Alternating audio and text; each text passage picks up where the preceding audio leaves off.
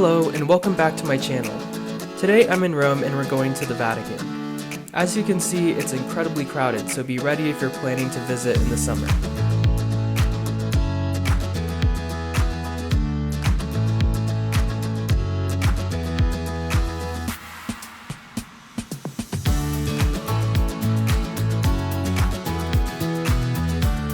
Now, even with the crowds, I love this museum. When in Rome, you have to see the beautiful Roman art at the Vatican. I love the mosaics and sculptures of famous figures like Dionysus and Hercules.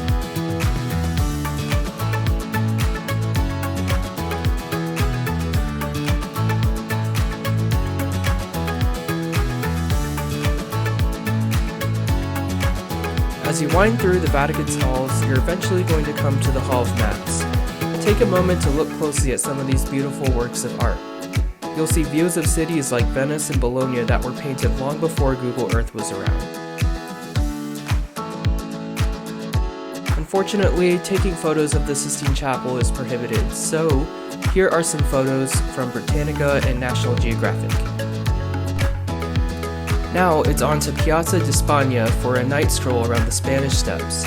This is one of the best spots in Rome to get a gelato and watch as people from all over the world enjoy the Italian scenery.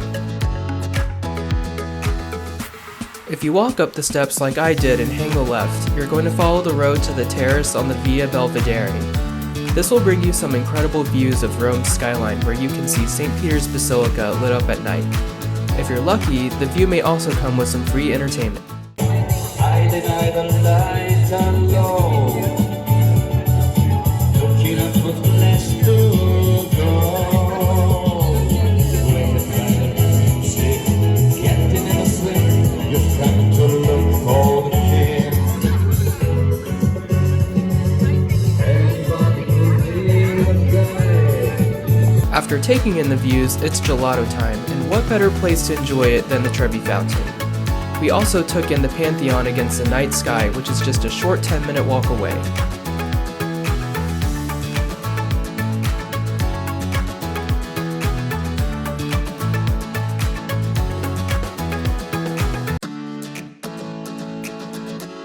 Our nighttime stroll brought us to Piazza Navona, another fun spot to enjoy gelato or a cocktail.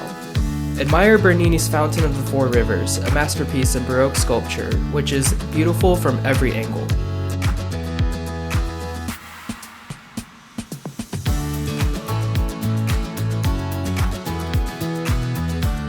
Finally, we crossed the Tiber River and passed the Castle St. Angelo to cap off a long day of walking in Rome.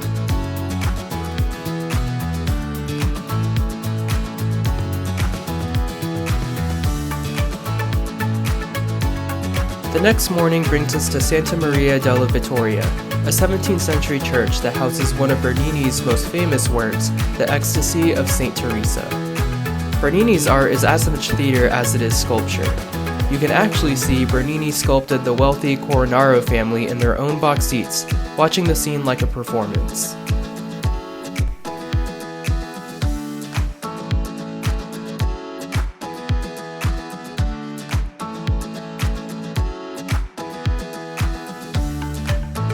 I also want to point out how much of the church features ornate gold decoration and alabaster windows that makes the work feel like it explodes with light.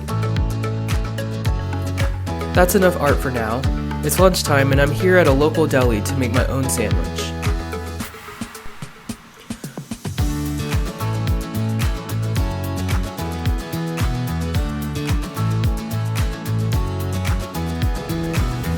So, here's another sandwich review. But I love this sandwich, especially because the pesto has a lot of cheese in it, and it's super fresh. And then the mozzarella is very creamy, and the salami is really good. It's very salty, and I think that combination is perfect. For a quick snack, I went to Mr. Tiramisu, which literally has over 100 flavors. I chose the Oreo tiramisu.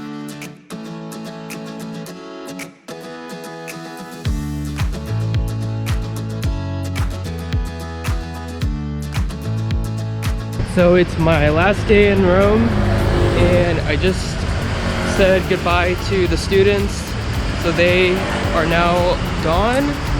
I am done. So I'm gonna enjoy my last remaining few hours here. And I'm heading over to a museum. It's the National Museum of Rome. So we're gonna go see that while it's still hot out. And I'm walking there right now.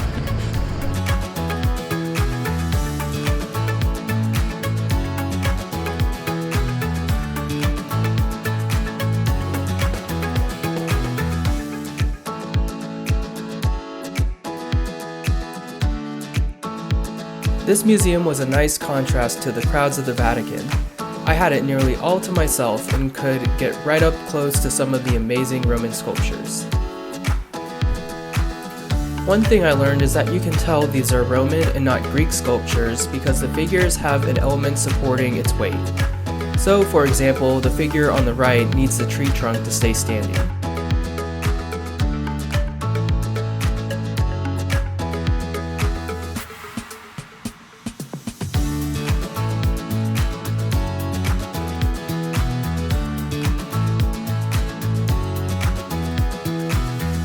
I felt pretty lucky that I stumbled on this beautiful chapel that was completely empty. I was able to take in the peace and quiet among some beautiful artwork.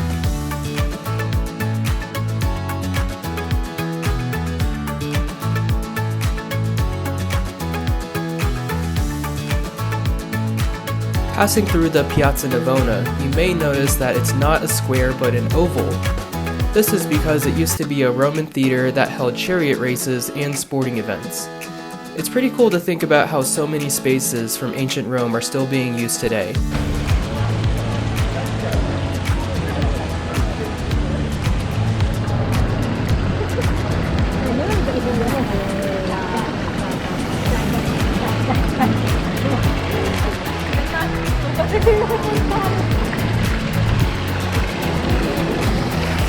If you love the beautiful churches of Rome, stop inside the San Agnese in Agone, which to me looks like a smaller version of St. Peter's Basilica from the inside.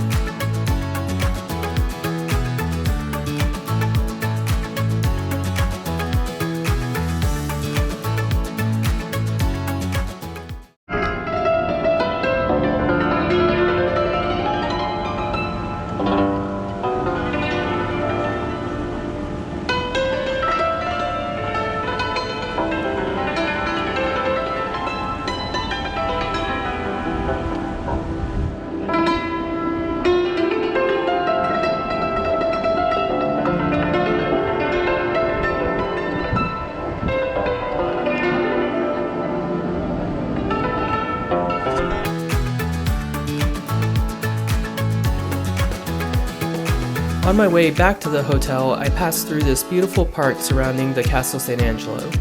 Just a warning, it was really hard to find an exit, so I had to walk all the way around the castle to get back to the main road.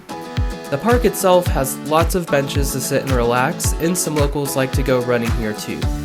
You'll also hear how loud the cicadas are in the summer.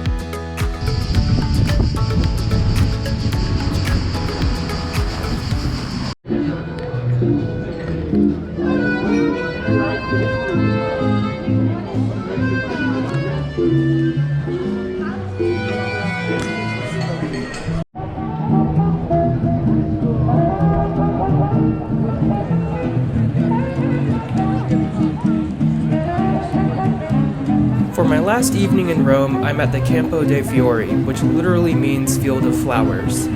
This was a meadow back in Roman times, but now it's a great place to get a cocktail and listen to live music. I stopped for a good Belgian beer as the sun started to go down.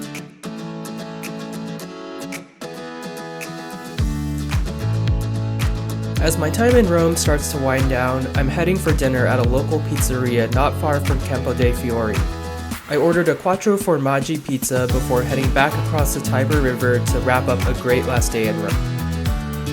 That sums it up for my 2023 adventure in Italy. Please check out the other videos on my channel and hit the like and subscribe button to see more of my travels.